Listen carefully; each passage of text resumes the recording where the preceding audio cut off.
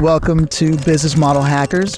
This podcast is the kind of show that helps us unravel the complexities of business strategy and management tools. As you know, Sam Schreim was a former top-tier management consultant who traded all that security for the path of entrepreneurship, and this podcast is part of that journey. You should know that Sam has advised everyone from Fortune 500 executives to ambitious startups, and he's lended his expertise to governments and nonprofits in strategic and management roles. So gear up, because we're about to dive into another hack. All right, Sam, man, I'm stoked to have you here again because what we're going to cover, I think, is one of those heuristics that this show is so famous for, the 5 C's, man. So how you doing today, first of all? I'm doing great. How are you today? Amped, stoked, ready to learn. So, Great to hear. how did the concept of the 5 C's evolve into this framework for understanding a business market environment? The concept as a whole started as 3 C's, by the way. Framework used primarily in marketing and business planning. The origins, I believe, were developed by Kenichi Omai. I'm not sure. I hope I didn't butcher his name, but it was introduced in the early 80s. He was a Japanese business strategist. And his model, he basically provided like the company, understanding the company internal strength and weaknesses, the customer, that's the second C, in knowing the needs, wants, and characteristics of target market. And then competitors, that's being aware of the competition's strategies, strengths, and weaknesses. Later on, the 3 C's evolved, expanded, and included like a 4th C. They called it the context. It's everything, around the market, the trends, etc. For them to make it a C, they called it either, some people refer to it as context, others refer to it as climate. Now, I think with the digital revolution, you have the channels that's important because you got all of the distribution, e-commerce, etc. So channel became essential. So they referred to it for a while as 4 C's plus channel, but now it's mostly known as the 5 C's, right? So now it's 5 C's. And there's another, addition to that. They call it the 6 C's. The 6 C's includes the collaboration with that. And that is something that some people use. So sometimes you can hear people refer to it as the 6 C's. But right now, for our purposes, I think let's stick to the 5 C's. Can you elaborate on the 5 C's in terms of its components, maybe starting with company insights? Can you explain how deep an understanding is necessary of company aspect in 5 C's as a framework for guiding and strategic decision-making? Starting with a company, the fundamental part of the 5 C's I would consider is understanding or baselining. If you have a company, if you own a company, or it's your company or your organization, understanding your capabilities. If you're familiar with the SWOT, which is strengths, weaknesses, opportunities, threats, it's the SW of the SWOT, the first half. And that involves like a real deep analysis of your internal strengths and weaknesses, your resources, your capabilities, your culture. Think of it almost as a self-assessment or self-awareness, which guides strategic decision-making by highlighting what the company can realistically accomplish and where it might need to improve or adapt. So it helps in setting achievable goals, aligning strategies with core competencies, and identify areas for innovation and development. This basically ensures that the company's strategies are not only ambitious, but also grounded in actual operational capabilities and long-term vision. When it comes to the idea of customers as part of the 5 C's, how does that help in tailoring a business's approach to meet market demands? Yeah, concentrating on the customer component requires businesses to kind of thoroughly understand their target audience needs, preferences, behavior, and buying patterns. This knowledge allows companies to kind of tailor their products, marketing efforts, and overall business approach to better meet these demands. It also leads to a more customer-centric product development, more personalized marketing, and customer service strategies. So by aligning, if you want, the business operations with customer needs, companies can enhance customer satisfaction, loyalty, and ultimately business success. Now, when we throw competitors into the mix, which is one of the original 3 C's here, how crucial is it for businesses to continuously monitor and analyze their competition, and what are the best practices in doing so? Yes, I mean now we've moved into, we start with the SW of the SWOT. Now we're looking at opportunities and threats, right? Your competitors or disrupting competitors, right? Disruptors that could come to the market is essential to kind of monitor and keep an eye for. But also, I think what's very important on that is kind of like if you think of those five, they kind of interrelated somehow. But in this case, you would also benchmark against competitors. So even though it's related to your internal assessment, but benchmarking is one of the core things you do to kind of like compare yourself to the best in class out there. Make sure you are, adhering to best in class or even better, or you're setting those trends. This includes, like, as I said, the OT of the SWOT analysis. You can do that, for example, by staying up to date with industry reports, continuously listening to the news, engaging in market intelligence. And there are some databases out there where actually competitors in a specific industry kind of contribute to that database so that they can, excel or compare themselves. I mean, consultants are very good at doing that, right? Selling that data from competitors to other competitors. This is an ongoing analysis that enables business to stay competitive, innovate, and preemptively address emerging market shifts. That's really interesting. I feel like a lot of people only end up focusing on like, here's what we can do. And then they try to go out into the marketplace and do whatever they have to do to make a sale. But when you take into consideration, like we've been talking about, not only your company's capabilities, but understanding how it meets the market's needs, and then driving back to what are your competitors doing and how do you benchmark against them? At that point, it's like, okay, what else is there? Unfortunately, the consultants have done the work here of the world, and they brought in a new one, which is context, right? You were talking about earlier, environment, I think was what you mentioned. How does external environmental factors then influence the business strategy? Yeah, I mean, the context component is also very important, right? I mean, here you would look at things like social and cultural trends, maybe the demographical trends, like you'd look at economic conditions like economy and the GDP, consumer spending. You could look at technological advancements and maybe even political or regulations. These factors can substantially impact business operations. I mean, look, for example, how the privacy acts have impacted Facebook and all the advertisers for that matter, and how when it started in Europe, how that, kind of shook up entire technology industry. You could look at it also from a positive trend, right? Or from a positive perspective, like any kind of technological advancement like introduction of AI may open up like new product development opportunities, right? Or how economic downturns on the negative side could require you to kind of, save as opposed to invest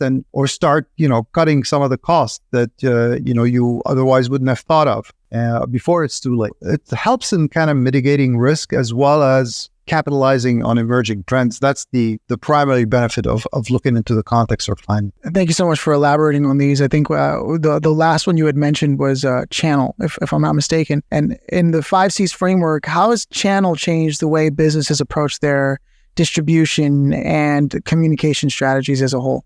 Right. I mean, the addition of channel has expanded the focus just beyond the physical distribution channels, right? It include like digital and communication channels. The emphasis here is how and where a product or service is delivered to the market or marketed to the customer. Today, it's kind of seamless between the physical and digital. This often involves leveraging online marketplaces, social media, e-commerce platforms, alongside the traditional brick and mortar retail and distribution network. If you want, also, this underscores the need for an integrated omnichannel strategy that endures and seamless customer experience across all these various touch points. So the evolution of the digital has led to also more innovative approaches in reaching and engaging with customers and made distribution and communication strategies more dynamic and increasingly customer-centric. So then we take all this in. How do you recommend a business integrates all of these aspects of the 5 C's to create a cohesive strategy? Can you provide any examples? Integration involves ensuring that insights from each of the 5 C's inform decisions in the other areas. I gave you the example earlier as I was discussing, the trends to the customer, right? Or competition to market trends. So they're all kind of interrelated. I think for example, you could look at customer insights can drive not just product development, it can also position the company against competitors. right? You can also adapt to market conditions in the context. You can also look at which channels you use for distribution and communication. That's a channel. I think a good example of that is Apple. It kind of integrates deep understanding of user-centric design, the customer. The innovation that comes, from the company is based on strong branding against their competitors. So they adapt to all global tech trends, and that's the context, and utilize effective distribution and communication channels, both online and now obviously in physical retail stores. This makes a lot of sense. So then if we take the idea of the digital era and we think about how the application of the 5 C's has evolved, particularly in online marketing and e-commerce, how would we put those together, the 5 C's and the era of digital marketing and e-commerce? In the digital era, especially I would say the online marketing and e-commerce, 5 C's have evolved to emphasize the digital channels, online customer engagement and data analytics. For example, customers now involves leveraging the online data to understand consumer behavior, and channel focuses more on digital platforms for distribution and communication. A very good company that does that is Amazon, right? They excel in that, right? They use customer data to tailor recommendations to customers. So you see like people that buy this, bought this, etc. You see that when you're purchasing, a heavy Amazon user. So I'm really impressed with how these things are seamless and how good they are, and they're constantly innovating, right? So they're staying ahead. They created the cloud computing. Even with their Alexa and the different Kindles, the Firebase, all of these things, I would call them like the most competitive online marketplace. They respond very quickly to global e-commerce trends. That's the context, and they optimize their online platform for like efficient distribution. And they're like a marketplace, a true marketplace.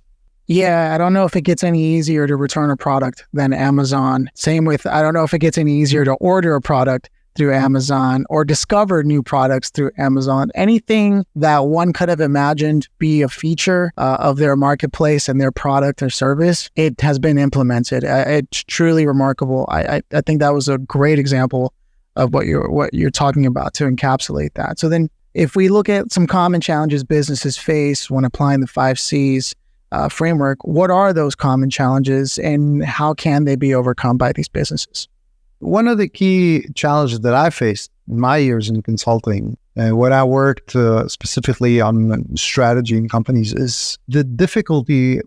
Always when you start with that first C. You look into baselining and understanding the company's like strengths, weaknesses, and diving deeper into the data, I think is or analyzing existing data is one of the key challenges. I mean, you most times you either have a lack of data or too much data. So it's never like, just the right amount of data. This is now slowly improving with the introduction of AI, but the challenge of garbage data or too much data or useless data still needs work. Take us back to the concept of keep it simple, focus on only what you need, not collecting everything and everything under the sun, right? There's a lot of like tendency to collect it now and figuring it out later. This just increases like data clutter and the ability to distinguish between the good and bad data. No, I can see that being a problem. There are definitely some people who have a lot of vanity metrics that they're tracking that create no impact at all over their business strategy. And then some people just don't track anything at all, and that's just as bad of a problem. So I think I understand where you're coming from. In terms of how these applications of the 5 C's differ between small businesses and larger corporations, I'd really love to get your insight on that. How does the application of the 5 C's differ between small businesses and large corporations? Well, I mean, in the past, there used to be like a huge gap. For example, small businesses had limited resources and cash. It kind of restricted small business and their ability to kind of extensive market research or have a global reach or a regional reach or wider reach than local. Especially the brick and mortar businesses, they would be focusing and relying heavily on direct customer feedback, customers that are around their area. On the other hand, large corporations, they have global reach. They can do extensive reach. They can pay for extensive research, and they might focus more on broader market trends and competitive positioning. But this gap is now slowly shrinking, and is disappearing. Not so long ago, we helped a local, almost mom and pop shop. They used to build like custom transport casing. I don't know if you're familiar with those black boxes that you use like to transport equipment, like in concert. They use that a lot in concerts. So we, Pelican cases. By asking, yeah, exactly. So those are custom made. You don't go to a store and get something like if you have something you want to pack in it, because the things you pack in these are also custom. And they used to be very difficult. So they used to take orders, pen and paper, and you would walk into the store and ask what you need. So by investing under $20,000 in an online software, customized software, right, where anyone in the world can enter the specs and dimensions online and get the cases, custom made to specs and shipped within a week. We kind of helped them automate that process and sell globally. I don't want to say internationally, but they were a Europe-based manufacturer, and they can sell throughout entire Europe. Right. So this is something that would not have been possible in the past because of this shrinking gap that just mentioned here. Is the core principles of understanding, the 5 C's from customer, competitors, context, capabilities, and the right channels. It applies to both. Okay. In particular, more now to small and medium enterprise than ever. I see. As technologies begin to develop and continue to emerge with more and more capabilities, the gap between what's possible for large corporations with huge budgets is becoming far more possible for the smaller companies that can take this same heuristic into consideration to optimize for the outcome they're looking for. I'm beginning to understand this.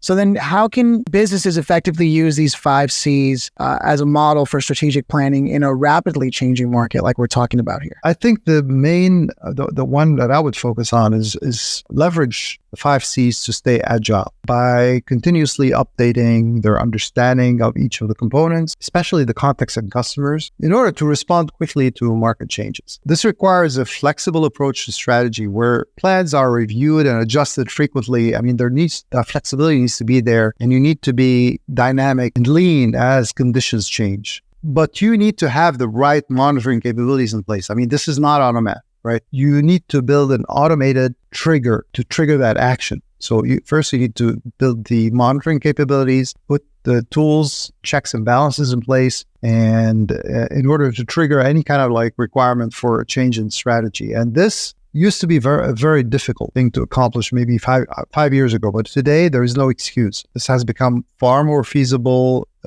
for companies of any size. And the solution for that is really low cost and easily deployable. You can do that through automation. This is really a game changer right now. If you are obviously flexible, nimble in terms of your ability to change, I mean, that has to be in your core and in your DNA as a company. I'm curious if you could share any kind of case study that maybe stands out to you where the applications of the 5C framework really led to that company's success. Yeah, I mean, one of the companies I admire for doing this properly is Nike. You can basically attribute its success partially to its effective use of the 5 C's. Company has a strong grasp of its brand and innovation capabilities, got a deep understanding of its diverse customer base, a strategic positioning against competitors is outstanding, and it's so quickly to adapt to global market trends, including sustainability or technology trends.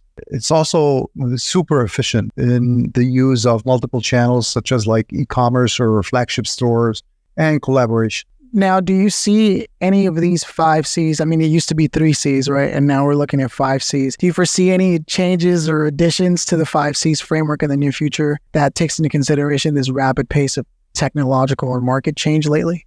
I mean, there is that 6th C element, right? No, I don't see that, because I think those 5C are somewhat holistic as a framework, covers 80%. You could always find stuff that you may add and say, well, it doesn't fall under those 5 categories, but you can also make everything fall under those 5 categories if you make them broad enough. So I don't think it's so much that adding an additional component to or element to the C's that matters as much as I see more increased accessibility or the ability to optimize or really leverage these strategic components, in particular to small and medium-sized businesses that are looking to grow, right? tools that were once in the hands of the enterprise and the large corps or ones with deep pockets are now accessible for pennies to any entrepreneur or company with the ambition. Of course, you got to have the ambition to grow. So then I think we've reached the part of the show where we dive into maybe pulling out of your bag of wisdom and getting a hack out of you. So do you have any unique hacks or insider tips that businesses that are looking to leverage the 5 C's framework more effectively can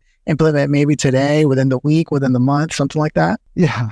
I mean, interestingly, the 5 C's are at the core of how we hack business models. What is business models anyway? The business models are made up of the 5 C's in broad sense. Of course, we combine other aspects, but I think if you were to look at it from a broad category perspective, 80% of the potential business model hacks are captured by the 5 C's. So in the simplest term, the example I just provided earlier, right? You can see how, a brick and mortar business has, through a business model hack, has now the ability to, and providing a user-friendly interface online, you can basically go from a brick and mortar place where you only can accept people through the door. Anyone now globally can place an order, right? You didn't have to place your stuff on Amazon. Actually, it's not possible to place it on Amazon because of these dimensions and customization. I think there is a way, but it's not as simple. And then also being able to leverage logistics that previously may not have been accessible, through online. So you had to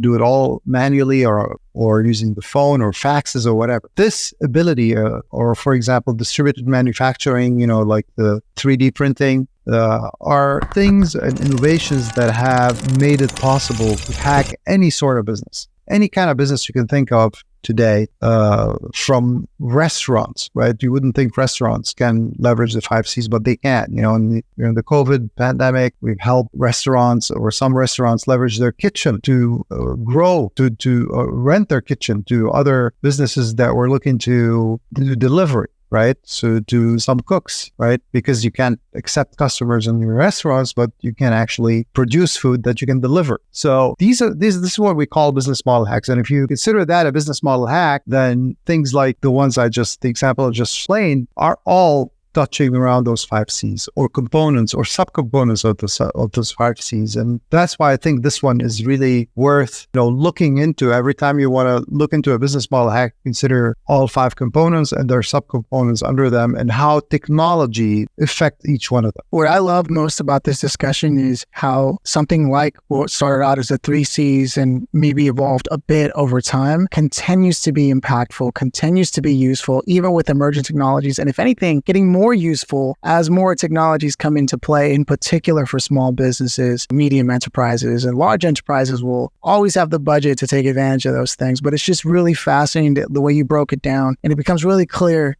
like you said, there's no excuse. Everyone can do whatever they want to do as long as they keep their eye on the 5 C's. For me, I think that's going to wrap up the discussion today. So I want to thank the listeners for tuning into Business Model Hackers. As you know, we do all that we can to make that complex very simple for you. So please take time to visit the businessmodelhackers.com website, and don't forget to follow our social channels. Also, as we usually do here, we're going to invite you to sign up to businessmodelhackers.com's newsletter, where we're going to be able to give you exclusive downloadable resources. And these materials offer far more in-depth information on all the tools and trends that we discuss on the show and much more. See you next time.